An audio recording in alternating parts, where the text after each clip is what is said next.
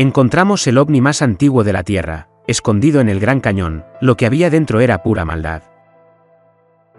El lector de microfilmes zumbaba en la sala de archivo vacía, proyectando una luz tenue sobre mi rostro mientras hojeaba décadas de periódicos de Arizona.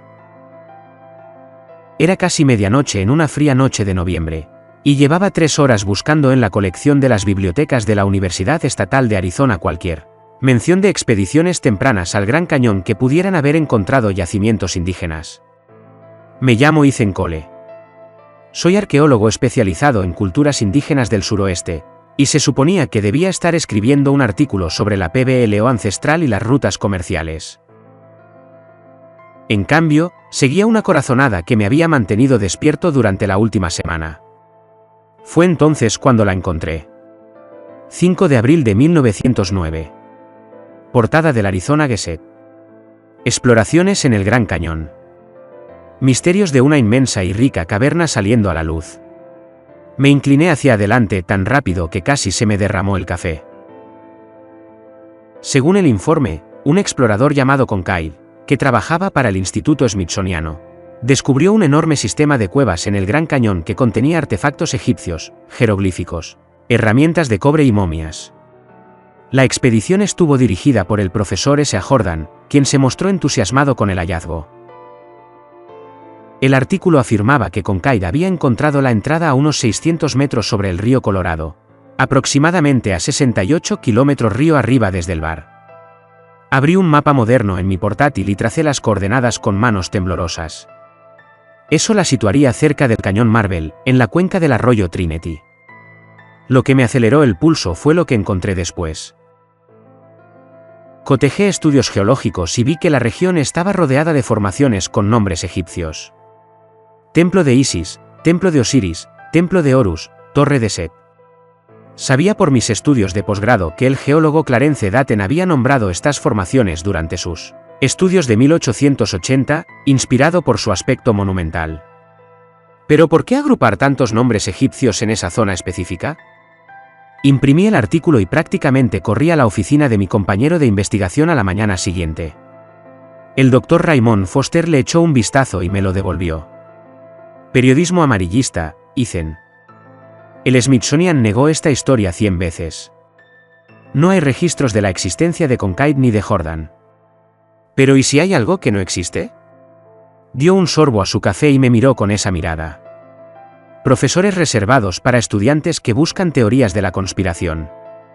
Estás perdiendo el tiempo con historias de fantasmas. Concéntrate en tu investigación. Asentí y salí de su oficina. Pero no podía dejarlo pasar. Durante la semana siguiente, rebusqué entre las colecciones especiales de la universidad como un poseso.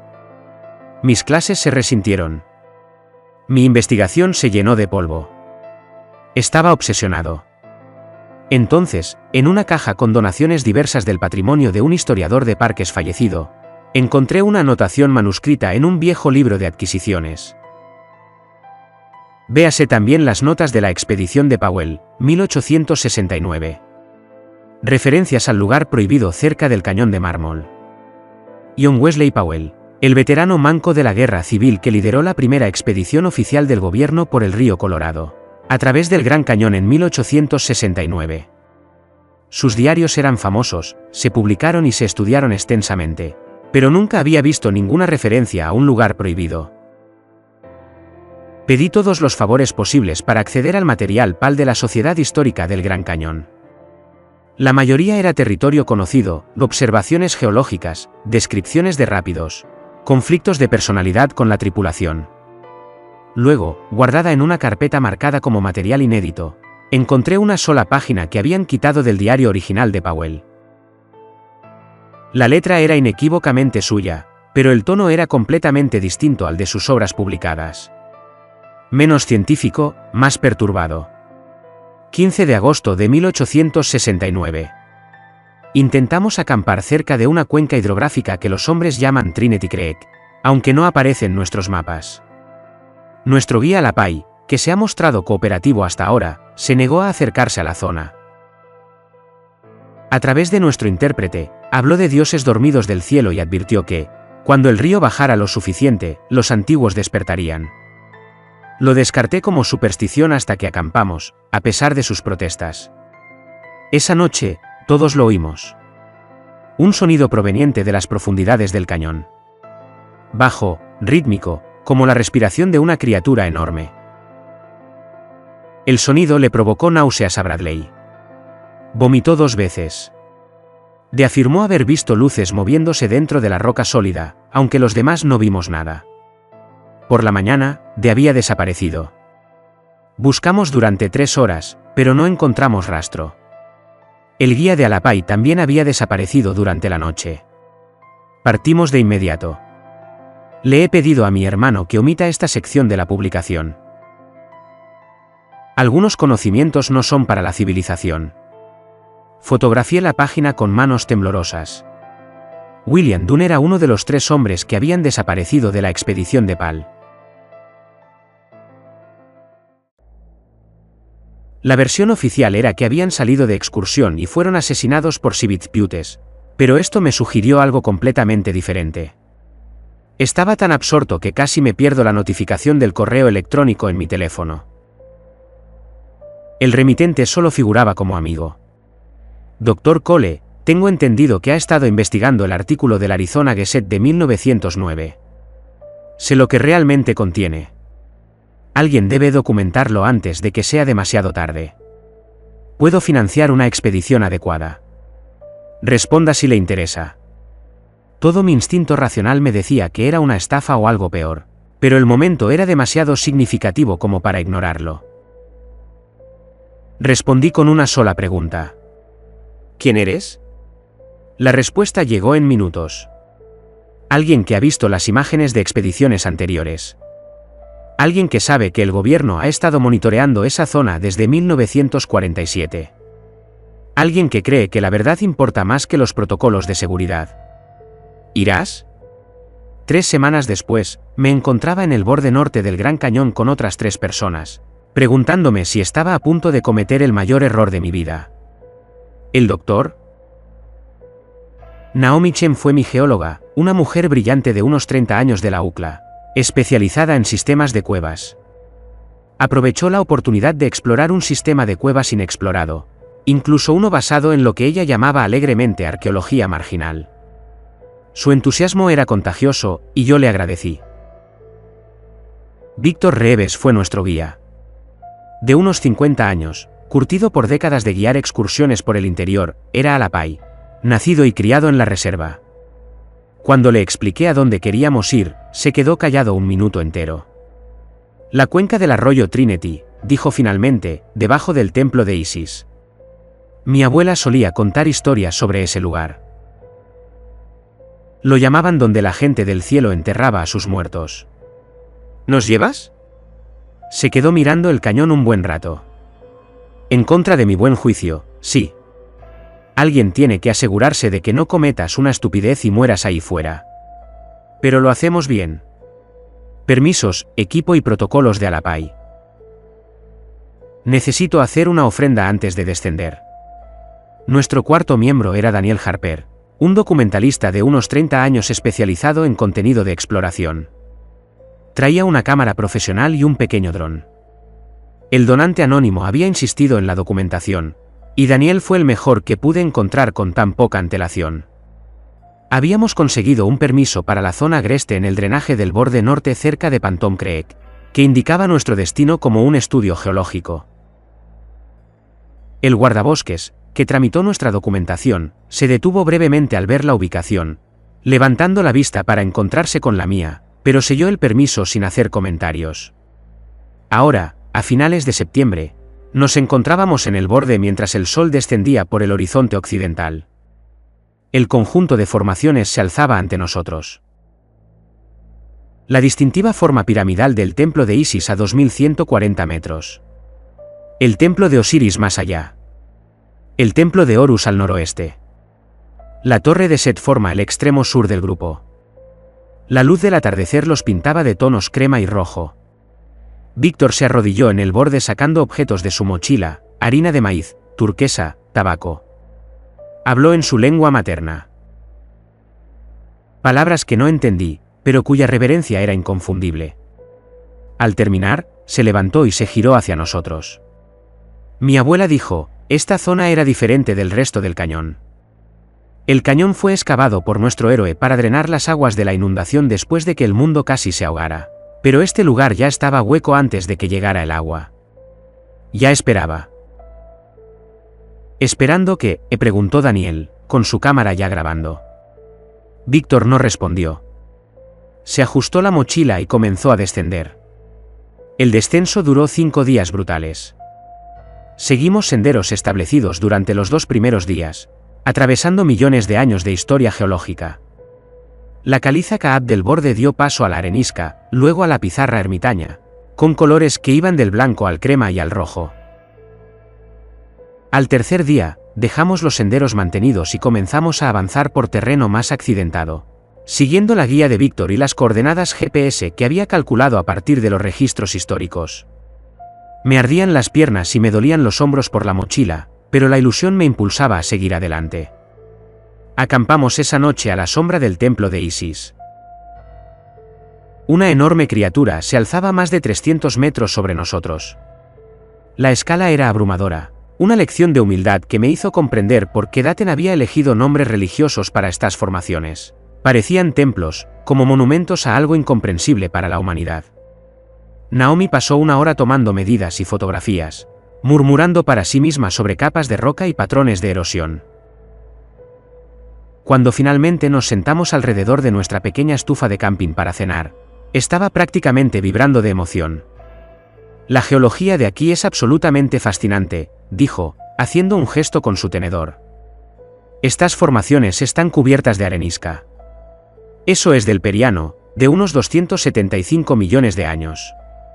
Pero debajo se encuentra esta hermosa secuencia, lutita húmeda, arenisca esplanar, los rojos del grupo Supi, y más abajo, la caliza de pared roja, de unos 340 millones de años.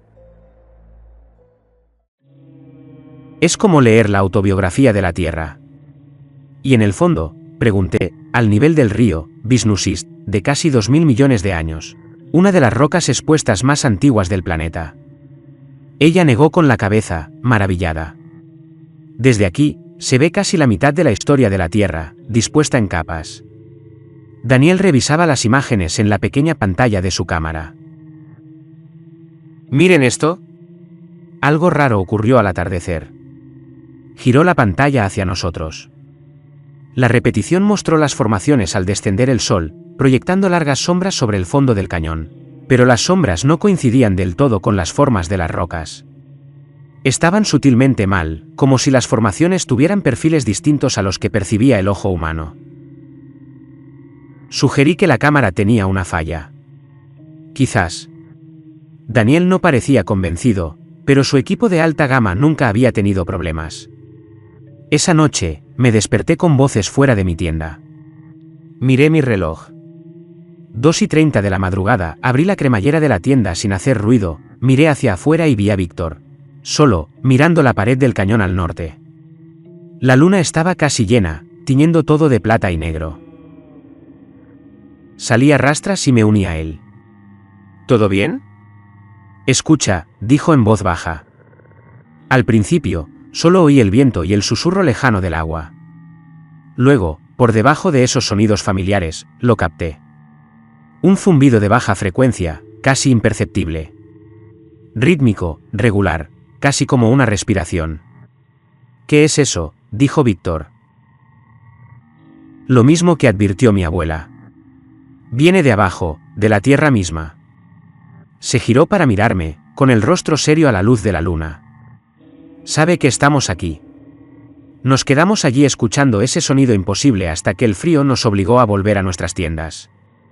Permanecí despierto durante horas después, sin poder quitarme la sensación de que algo inmenso y paciente nos observaba.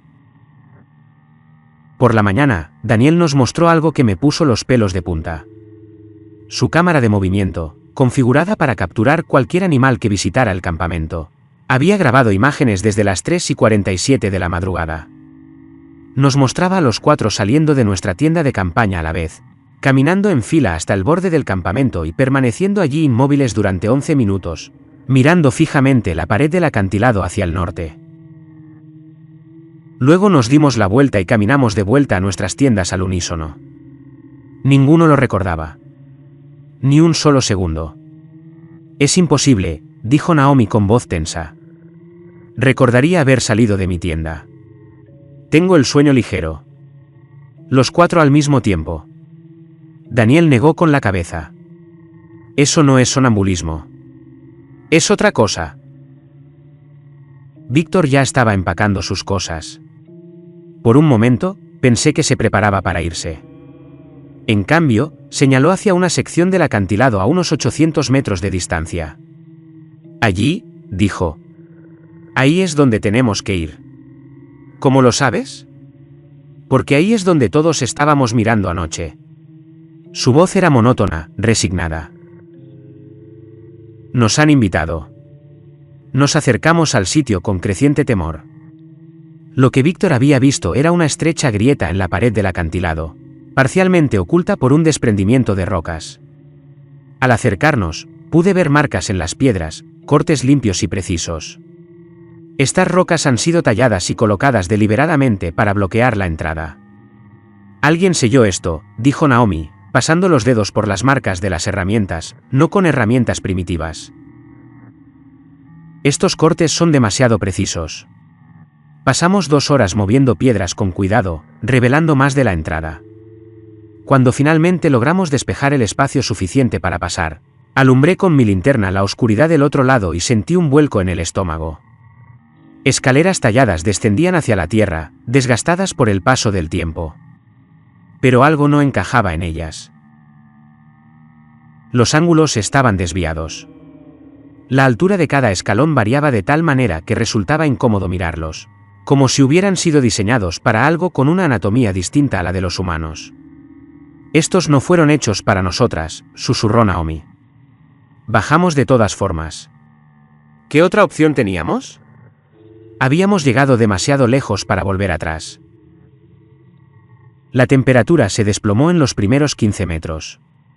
Mi aliento se empañó en el haz de luz de mi linterna. Las paredes que nos rodeaban eran lisas, casi vidriosas. Naomi se detuvo a examinarlas. Frunció el ceño.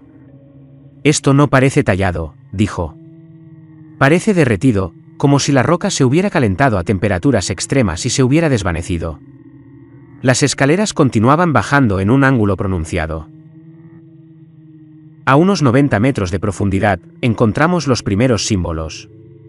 Espirales dentro de espirales talladas tan profundamente en la piedra que se adentraban 1,2 metros en la roca sólida. Los patrones parecían cambiar con la luz indirecta, creando la ilusión de movimiento. ¿Qué idioma es este?, preguntó Daniel, mientras las luces de su cámara barrían las paredes. Los estudié. Mi confusión crecía.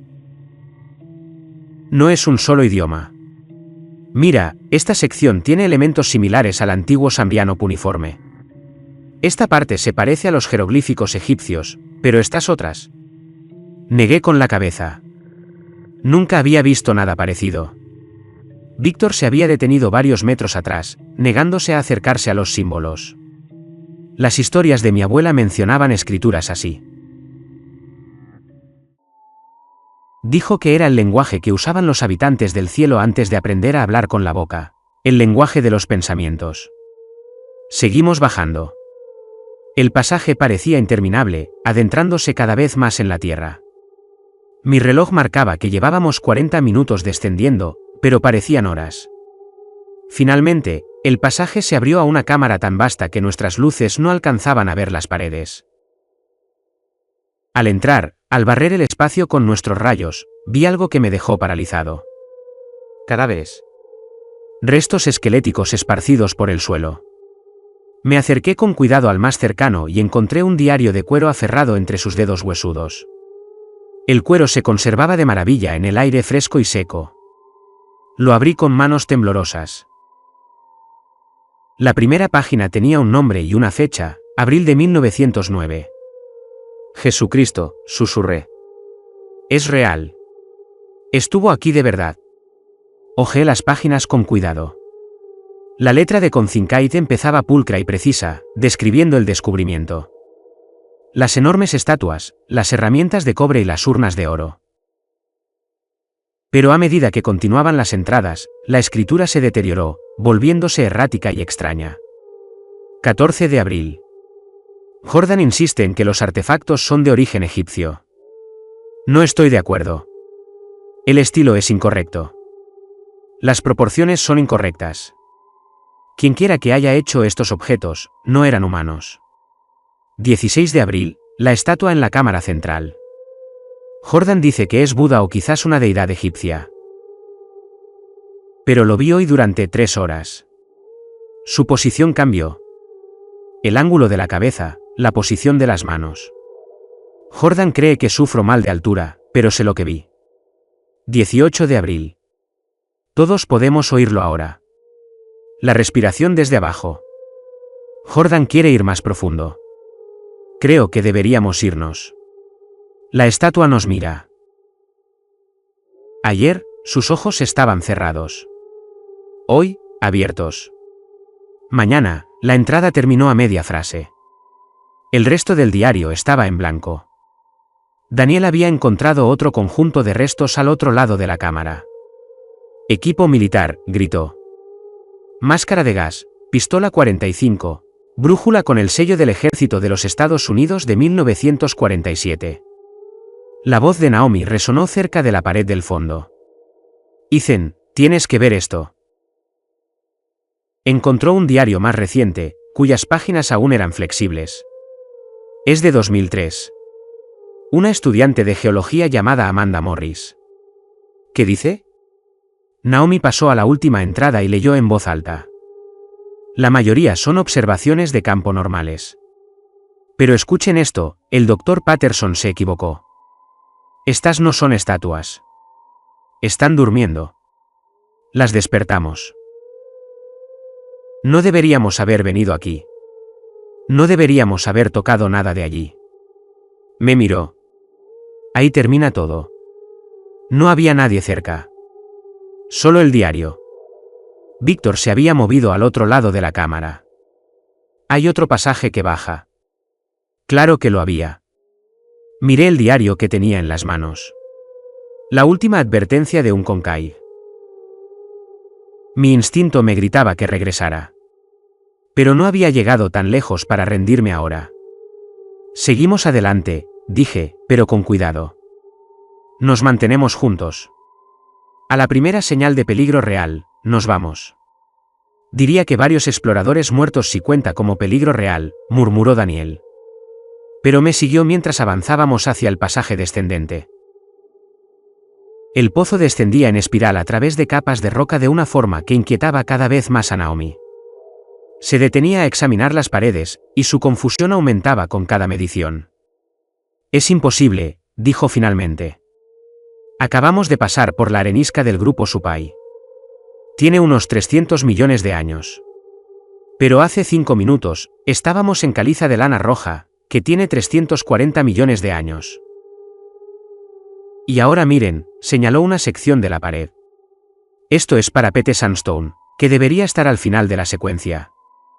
Estamos avanzando a través del tiempo geológico.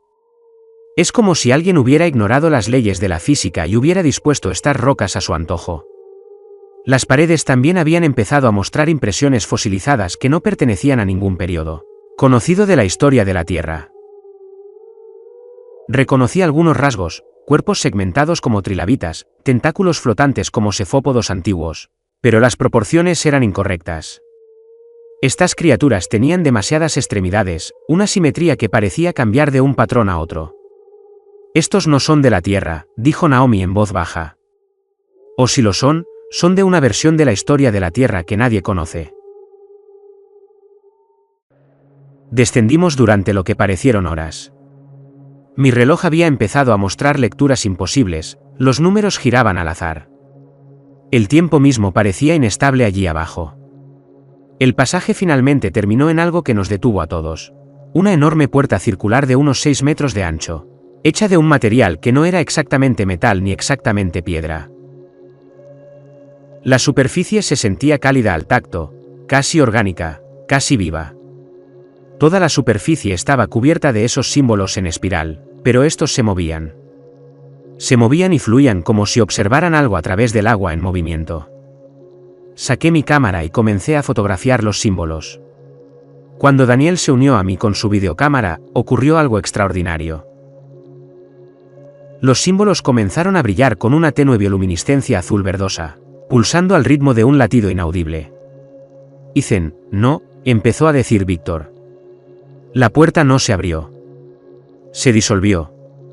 El material fluyó como un líquido, revelando un pasaje más allá, que conducía a un espacio tan vasto que nuestras luces no podían encontrar sus límites. No vamos a entrar ahí, dijo Víctor rotundamente. Pero Daniel ya había entrado, y las luces de su cámara barrían el espacio exterior. Naomi lo siguió sin dudarlo, atraída por la curiosidad científica. Yo fui después. Víctor se quedó en el umbral un buen rato, maldijo en voz baja y me siguió. La cámara exterior era inaccesible. Era enorme, como mínimo del tamaño de una catedral, pero el espacio parecía inapropiado. Las distancias parecían cambiar cuando no las miraba directamente. Las paredes se curvaban de una forma que me daba dolor de cabeza. Y en el centro de la cámara se encontraba el objeto que había estado esperando allí más tiempo del que podía comprender. Medía unos 55 metros de largo, tenía forma de lágrima o semilla, y estaba hecho del mismo material cálido que la puerta. No se estrelló. Estaba incrustado, parcialmente fusionado con la piedra, como si ésta hubiera fluido a su alrededor como agua y se hubiera solidificado. La superficie estaba cubierta de símbolos en espiral con impresiones fosilizadas y algo que parecía circuitos, pero orgánico. Es una nave espacial, susurró Daniel.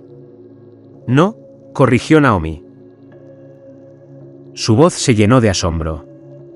Mira más de cerca. Esos no son circuitos. Son venas. Esta cosa estaba viva. Tal vez aún lo esté. Sacó sus instrumentos y comenzó a tomar lecturas. El campo magnético aquí es increíble. Ha estado generando un campo estable durante no puedo calcular cuánto tiempo, millones de años como mínimo. Alrededor de la nave, dispuestos en un círculo perfecto a unos 9 metros de su superficie, había 13 enormes asientos de piedra. Cada una estaba tallada con un símbolo diferente, cada una de frente a la nave. Y en cada asiento se sentaba una figura. No eran humanas. Las figuras medían aproximadamente 2,4 metros de altura, con cuerpos momificados por el tiempo y el aire seco. Su piel era correosa, tensa sobre huesos que claramente no eran humanos. Las cabezas eran alargadas. Los rostros presentaban grandes ojos bulbosos y estructuras que sugerían picos o mandíbulas bajo la carne seca. Víctor se detuvo a cierta distancia de las figuras sentadas.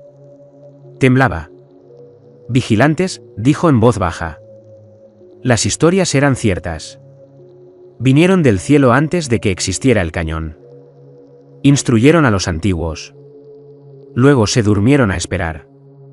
Mi abuela dijo que no eran dioses. Dijo que eran guardias o prisioneros. Mientras estábamos allí intentando procesar lo que veíamos, la nave empezó a emitir una luz palpitante. Al principio débil, pero cada vez más intensa. Los símbolos de las paredes se iluminaron en secuencia, creando patrones que fluían de las paredes a la nave y viceversa. Está respondiendo a nosotros, dije, a nuestra presencia. Las lecturas de energía están aumentando exponencialmente, añadió Naomi, mientras sus instrumentos emitían pitidos urgentes. Sea lo que sea, está despertando. Daniel tenía la cámara enfocada en las figuras sentadas. Chicos, esa está respirando. La figura en el asiento más grande, justo frente a la nave, subía y bajaba el pecho lenta y rítmicamente. No están muertos, dijo Daniel con voz tensa. Están durmiendo y acabamos de despertarlos. Me acerqué lentamente a la nave, atraído por algo inexplicable. Al acercarme, pude ver mi reflejo en su superficie, y otras cosas.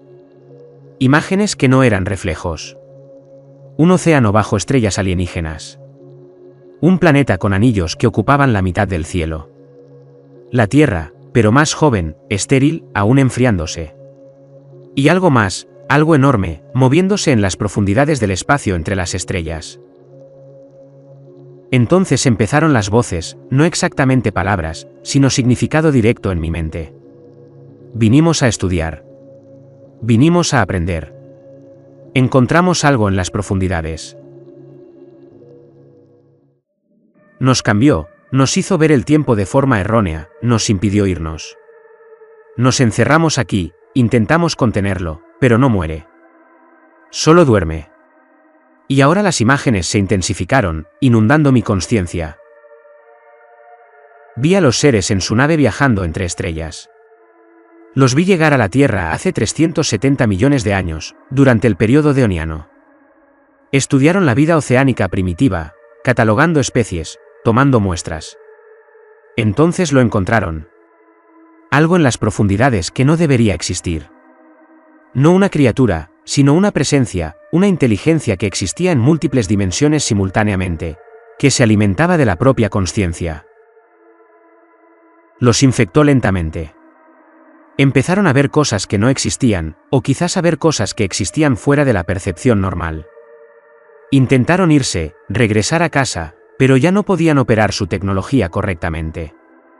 Cada intento de abrir un pasaje a casa les abría pasajes a otros lugares. Lugares que no debían visitarse, dimensiones donde la realidad misma era hostil. Así que llegaron a este cañón que aún no existía. Y se enterraron tan profundamente como pudieron. Entraron en animación suspendida, con la esperanza de que, al permanecer inactivos, podrían matar de hambre a la infección. Pero no funcionó. La infección simplemente los esperaba, durmiendo en la piedra. Retrocedí tambaleándome de la nave, jadeando. Los demás me miraban fijamente. ¿Qué pasó?, preguntó Naomi. Estuviste ahí parado durante 10 minutos, completamente inconsciente. ¿10 minutos? Me parecieron segundos u horas. Antes de que pudiera explicarlo, Víctor se desplomó. Cayó de rodillas, con sangre chorreando por la nariz y los oídos. Hablaba, pero no en inglés. Las palabras eran los mismos sonidos extraterrestres que había oído mentalmente. Y de alguna manera los entendí. Ya hemos estado aquí. Todos los humanos. Aquí aprendimos a soñar. Aquí cambió la consciencia. Daniel corrió a ayudarlo, pero Víctor lo apartó con violencia.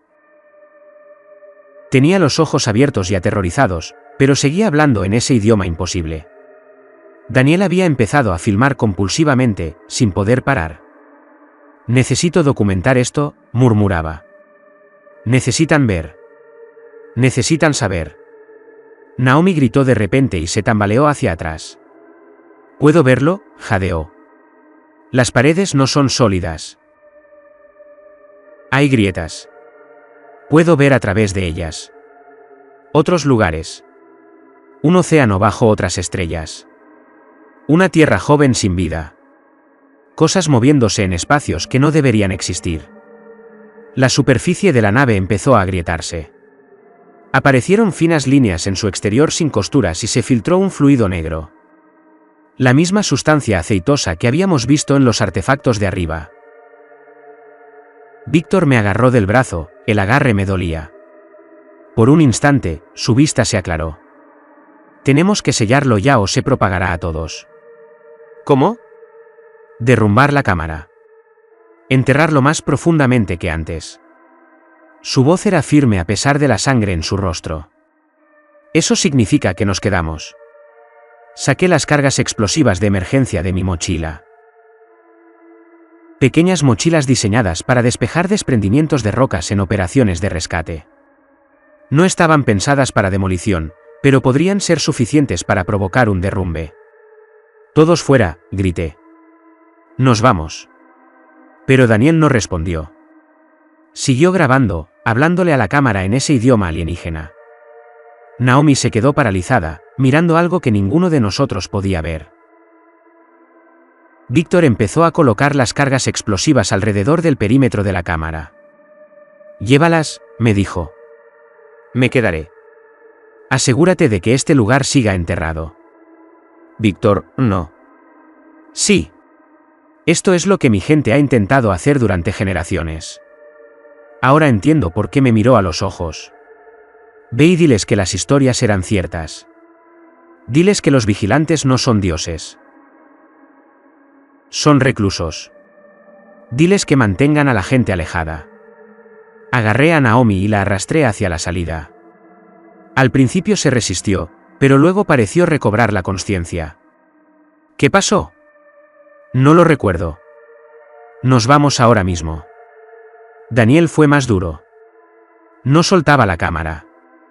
Finalmente, lo agarré por completo y lo arrastré hacia la puerta derretida. Al llegar, una de las paredes se partió. No se quebró, se partió. A través del desgarro, pude ver algo que mi cerebro no pudo procesar. Un paisaje alienígena que existía en más dimensiones de las que mis ojos podían comprender. Algo se extendió, no una mano ni un tentáculo, sino algo completamente distinto. Envolvió a Naomi y tiró. Ella gritó, pero el sonido provenía de múltiples direcciones a la vez, resonando desde ángulos imposibles. Entonces desapareció. Arrastrada a través del desgarro hacia lo que fuera que estuviera más allá. «Fuera», gritó Víctor.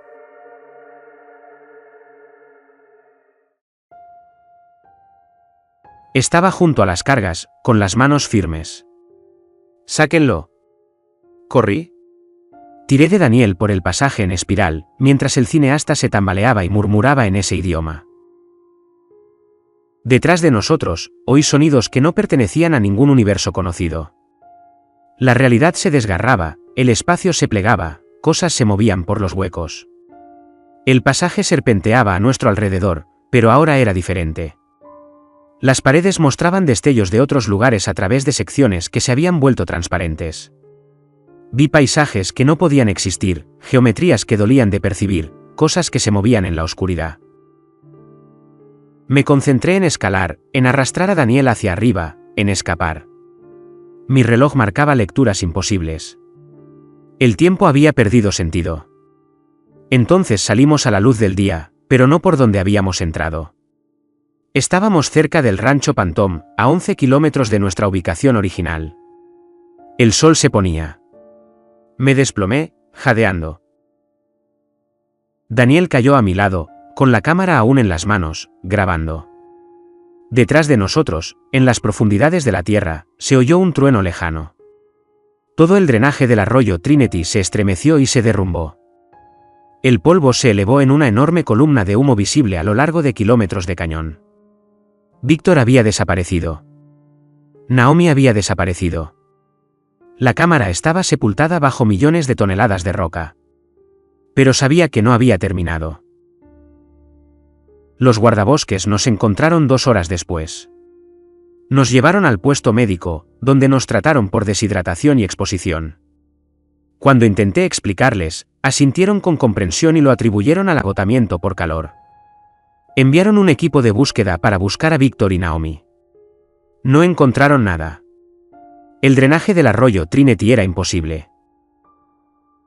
En menos de 24 horas, llegaron hombres con trajes oscuros. Me interrogaron durante 8 horas seguidas sobre dónde habíamos estado, qué habíamos visto y qué habíamos encontrado. Les conté todo. Me escucharon sin expresión alguna. Confiscaron toda mi investigación. Le quitaron las cámaras a Daniel. Nos dijeron que las imágenes solo mostraban estática. Un geólogo al que no conocía me explicó que el desprendimiento de rocas fue natural, nada inusual. Nos liberaron con la advertencia de no hablar de ello públicamente y no regresar a esa zona. El drenaje del arroyo Trinity quedó cerrado permanentemente. Pasaron 2 meses. Intenté volver a la normalidad, pero ya no existía. Tenía sueños en ese idioma alienígena.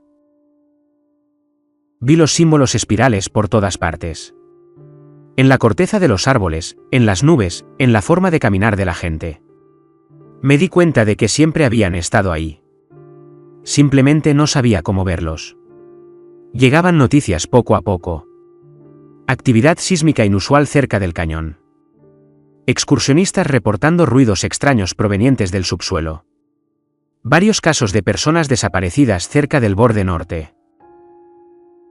Entonces recibí un paquete. Sin remitente. Dentro estaba la cámara de Daniel. El cineasta había desaparecido 2 semanas después de nuestro regreso. Desapareció de su apartamento sin dejar rastro. Había nuevas imágenes en la cámara. Imágenes que no recordaba haber grabado. Imágenes que debieron haber sido grabadas después de nuestra huida.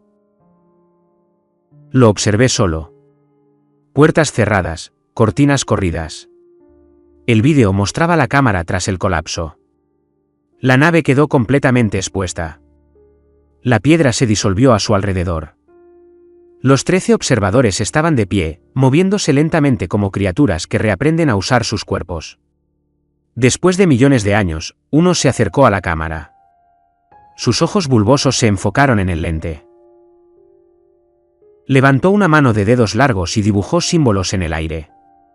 Símbolos que brillaron brevemente antes de desvanecerse. Y los entendí. No eran conquistadores. Los guardianes vinieron a advertir, vinieron a contener. Duerme en espacios entre estrellas, en materia oscura. La Tierra lo está despertando a través de la conciencia, a través de los sueños. Intentamos detenerlo, fracasamos. Ahora lo llevas en la mente, en los sueños, en los hijos de los hijos. El sello está roto. Estamos despiertos. Pero ya se está extendiendo, llamando a otros como él. Lo sentimos. Lo intentamos. Fracasamos. El rostro del observador llenó el encuadre. Sus ojos eran antiguos, tristes y completamente ajenos. La grabación se volvió negra.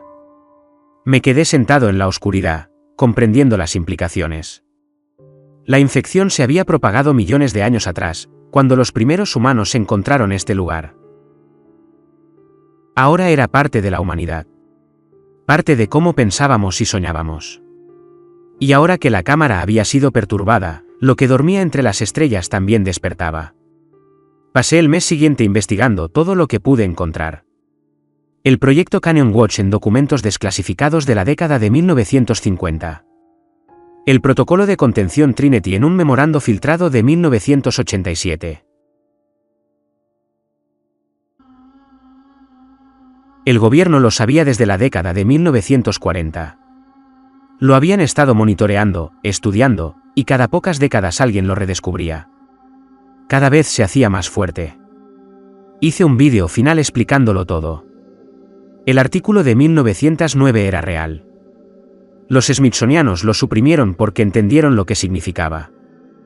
Los nombres egipcios eran una advertencia. Las leyendas de los nativos americanos tenían razón.